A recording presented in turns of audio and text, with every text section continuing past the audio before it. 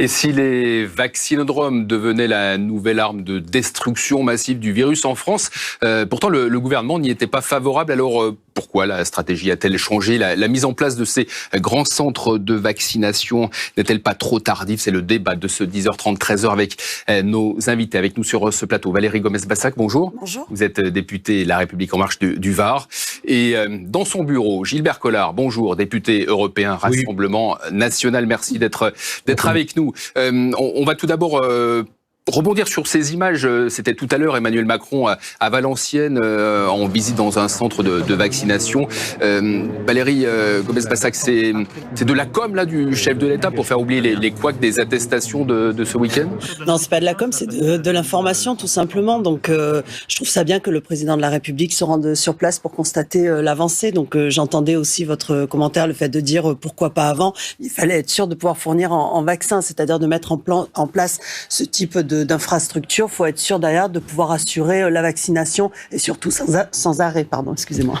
Donc c'est le chef de l'État qui annonce un peu les bonnes nouvelles quand Jean Castex, lui, annonce les mauvaises et les reconfinements, entre guillemets? Chacun dans son rôle. Chacun dans son rôle. Le président montre les orientations de la politique qui est menée en allant sur place et le Premier ministre les annonce. Gilbert Collard, comment vous l'analysez, vous, cette visite d'Emmanuel Macron ce matin dans un centre de vaccination? C'était important que le chef de l'État prenne la parole sur ce dossier-là?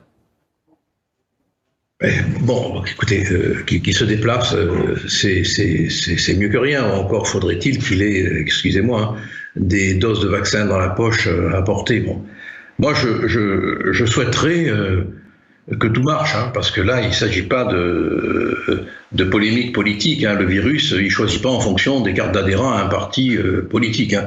Mais la réalité, malheureusement, c'est qu'on a la pénurie de vaccins et la cacophonie sur tous les points. Voilà. Bon, tout à l'heure, j'écoutais Laurent Alexandre, qui est pas un ami, loin s'en faut, qui parlait, je le cite, de Waterloo vaccinal. Bon, ça serait mon propos. On pourrait dire qu'il y a là du parti pris politique, mais c'est pas un ami qui le dit. Alors, et j'écoutais également Monsieur Macron tout à l'heure. Il emploie le futur immédiat. On va avoir.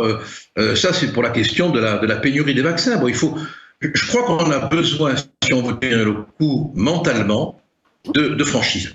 Bon, on ne peut pas vacciner comme il le faudrait. Voilà. Alors Valérie Gomez-Bassac va vous répondre sur ce Waterloo vaccinal. Comment, madame, accélérer l'arrivée de doses? En fait, c'est ça le problème. Alors, accélérer la venue des doses, mais aussi accélérer la vaccination. C'est vrai que c'est une urgence. Après, il y a des choix qui ont été faits en début, c'est-à-dire d'abord de vacciner les personnes âgées, de vacciner dans les EHPAD, c'est-à-dire un protocole quand même compliqué à mettre en place, s'assurer du consentement. Je vous rappelle également que les Français, au départ, n'étaient pas trop d'accord avec la vaccination. Enfin, on sentait quand même une certaine réticence. Aujourd'hui, ce n'est plus le cas, donc on peut monter déjà par rapport au taux d'acceptation des citoyens. Et nous étions, c'est vrai, aussi confrontés à la production des vaccins. Donc aujourd'hui, on a un peu plus de visibilité sur l'arrivée des doses, sur cet engagement qui est de dire mi-avril, nous serons à 10 millions de vaccinés. Donc là, aujourd'hui, on peut accélérer. Encore une fois, il n'y a pas plus mauvais signal que de dire on ouvre et après de ne pas avoir les vaccins. Donc c'est bien que ça se fasse crescendo et que ça se fasse aussi avec le taux d'acceptation des citoyens. Gilbert Collard, vous êtes député européen. Le problème, il n'est pas seulement français, il est européen. Ah, certes. Et alors là, si on commence à égrener la litanie des reproches qu'on peut faire à l'Union européenne, on n'en finira pas. L'opacité des contrats, l'absence de clauses, vous vous rendez compte, dans les contrats signés avec les laboratoires, il n'y a pas de clause qui prévoit des sanctions en cas de retard dans les livraisons. Bon, mais quand vous parlez de pénurie de vaccins, c'est la faute à qui? Au gouvernement français, à Emmanuel Macron? C'est la faute à Emmanuel Macron. Enfin, quand même, c'est la faute à l'ensemble des responsables qui ont accepté toutes ces conditions. Bon, on a été complètement à genoux devant l'Union européenne et aujourd'hui on en paye en termes de dégâts le prix. Et puis quand même, bon, il y a aussi une gouvernance erratique. On ne va pas remonter jusqu'à l'époque où on nous disait que le virus était une grippette. On ne va pas remonter jusqu'à l'époque où il ne fallait pas porter le masque parce que ça ne servait à rien. Mais sur les vaccinodromes, il y a très peu de temps, M. Macron était contre. Bon, il a dit ça ne sert à rien, je le cite, hein, j'ai le verbatim sous les yeux, bon, et aujourd'hui c'est utile, mais moi j'ai pas envie de faire de la critique pour la critique, comprenez-moi, bon, dire la Covid vous pouvez l'attraper, je peux l'attraper, bon, et à ce moment-là, moi ce qui me préoccupera, c'est de savoir si on est en situation ou pas de se protéger. Or aujourd'hui, par la faute du gouvernement, par son incapacité à organiser les choses. Rappelez-vous qu'on livrait des vaccins en taxi quand même. Bon, c'était pas les taxis de la Marne, hein, c'était les taxis de la Dèche. Oui, mais on livrait les vaccins en taxi. C'était hier et même avant-hier. Aujourd'hui et demain, ce sont les vaccinodromes, comme vous le dites.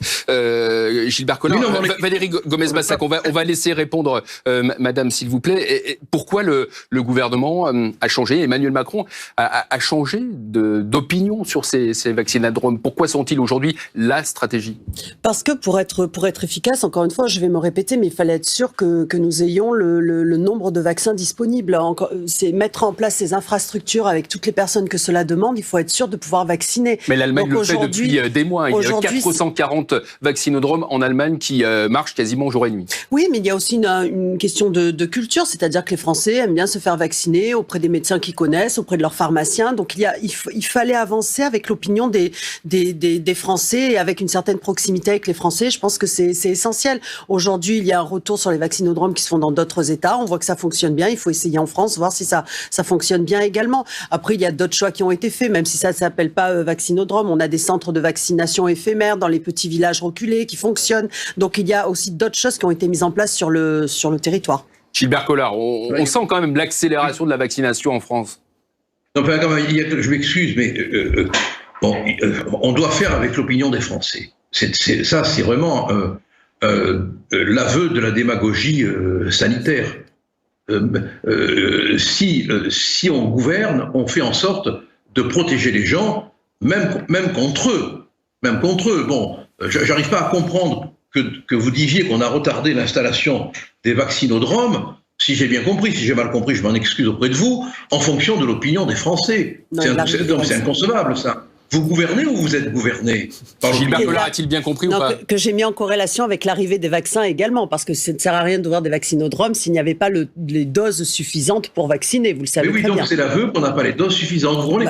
C'est l'aveu d'un choix qui a été fait au niveau de l'Union européenne, de commander les doses au niveau de l'Union européenne, et nous apprécierons le degré est-ce que la vaccination a été efficace ou pas à la fin. Je suis désolée. À la fin? Oui, lorsque nous pourrons voir également comment ça s'est fonctionné. Quand on fera le décompte des hommes et des femmes et des jeunes décédés, à la fin, vous ferez... Non mais attendez, il y a 40 morts par jour. Là aussi, c'est très démago ce que vous dites. Je parle de la mise en place. Il y a un choix qui a été fait. Le choix qui a été fait, c'est celle des personnes âgées et les fragiles, et de les protéger. Ça n'a pas été fait d'ailleurs dans tous les États, puisqu'il y a d'autres choix qui ont été faits. Nous, on a fait celui-là, donc ça a été plus lent. Si vous permettez, pourquoi aujourd'hui on décide de vacciner à partir de 70 ans? Parce qu'on a un peu plus de doses? On n'a pas été... Mais je veux dire que c'est pas méchant de ma part de vous le dire. On est dans la même galère épidémique. Allez, le mot de la fin pour Valérie Gomez-Bassac, s'il vous plaît. Donc la priorité était en effet de vacciner. La priorité était de vacciner les personnes âgées, en effet, les personnes les plus fragiles. Alors aujourd'hui, c'est plus 70 ans, mais nous sommes donc sur 50 ans avec comorbidité. Donc il faut continuer en ce sens et généraliser davantage. Valérie Gomez-Bassac, Gilbert Collard, merci à vous deux d'avoir débattu ce matin dans ce 10h30, 13h.